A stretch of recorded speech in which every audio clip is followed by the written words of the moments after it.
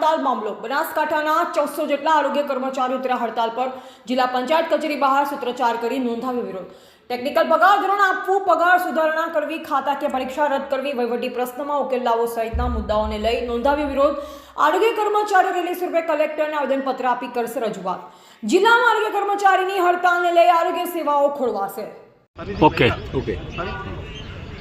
आज रोज महासंघ गांधीनगर आरोग्य गुजरात महासंघ आरोग्य महासंघ द्वारा अचोक्कसनी हड़ताल आवेदन आपवा जोड़ायेला छीए। जेना अन्वये आज अमे डीडीओ साहेब और कलेक्टर साहेब ने आवेदनपत्र आपवाना छीए।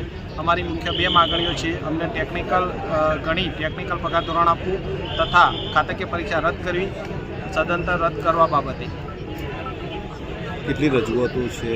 અમારી મુખ્ય બે રજૂઆતો છે, જે અમને ટેકનિકલ પગાર ધોરણ આપવું, ત્યારબાદ અને ખાતાકીય પરીક્ષા રદ કરવી। અગાઉ કેટલી રજૂઆતો કરી? અમે અગાઉ 2 વર્ષ સુધી સતત 25 થી 30 વખત રજૂઆત કરેલી છે। गुजरात राज्य आरोग्य कर्मचारी महासंघ आदेश अन्वये आजथी अमे अचोक्कस मुदत 17 तारीखથી अचोक्कस मुदतनी हड़ताल पर छीए। अगाऊ पर सरकारना अमे घणी बधी रजूआतो 5 तारीखे अमे महासंघना आदेश अन्वये अमे महासीएल पर उतर्या हता। 7 तारीखથી अमे 7 થી લઈને 14 तारीख સુધી अमे ऑनलाइन અને ऑफलाइन कामगीरी बंद करेली हती। एना पछी ना छूटके अमारे आजथी 17/3/2025 थी अमारे अचोक्कस मुदतनी हड़ताल पर उतरવું પડે છે।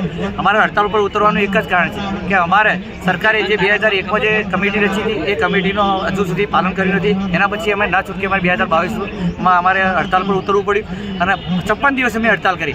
सरकारे अधिक नियामकोनी અને સચિવોની कमिटी रची અને એ कमिटीमां अमे टेक्निकल कौशल्य गण्युं છે કે તમે टेक्निकल कर्मचारी छो एवं सरकारे गण्युं છે, छतां पण सरकार हजू सुधी अमारी मागणी पूरी करी शकती नथी। केम नथी करी शकती ए तो सरकारने खबर, पण अमारी मागणी जे एक ज छे के अमारे टेक्निकल पगार सुधारणा जे लेवानुं छे ए તમે આપો। બીજી વસ્તુ એ કે ખાતાકીય પરીક્ષા અમારા અગાઉ ખાતાકીય પરીક્ષા કોઈ હતી નહીં, પણ પંચાયત વિભાગે જ્યારે અમે 2022માં હડતાલ પાડી એના પછી ખાતાકીય પરીક્ષા અમારા અંદર આપી દેવામાં આવી। અને ખાતાકીય પરીક્ષામાં એવું છે અમારા ફીલ્ડના લગતો કોઈ સિલેબસ છે જ નહીં। વહીવટમાં જે જુનિયર ક્લાસ અને સિનિયર ક્લાસના જે સિલેબસ હોય એ સિલેબસ અમને આપી દીધો છે અને એ સિલેબસ આધારે અમારે કોઈ ફિલ્ડમાં કામ થવાનું જ નથી। એ અમને સિલેબસના આધારે જો ફિલ્ડમાં કોઈ કામ થતું હોય તો બરાબર છે, પણ સિલેબસ જો સરકારે અમારા આરોગ્યનો કોઈ સિલેબસ રાખ્યો તો અમે પરીક્ષા આપવા તૈયાર હતા, પણ ખરેખર એવો સિલેબસ નથી, અમારે કોઈ કામનો નથી, તો છતાં અમને સરકારે ફોર્સ કરે કે તમે ભાઈ આ પરીક્ષા આપો। પણ ખરેખર ખાતાકીય પરીક્ષા રદ કરવી જોઈએ, એના જ બસ અમારી એ મુખ્ય માગણી છે। મારું નામ મહેન્દ્રભાઈ સોલંકી છે, ઉપપ્રમુખ બનાસકાંઠા આરોગ્ય કર્મચારી મંડળ।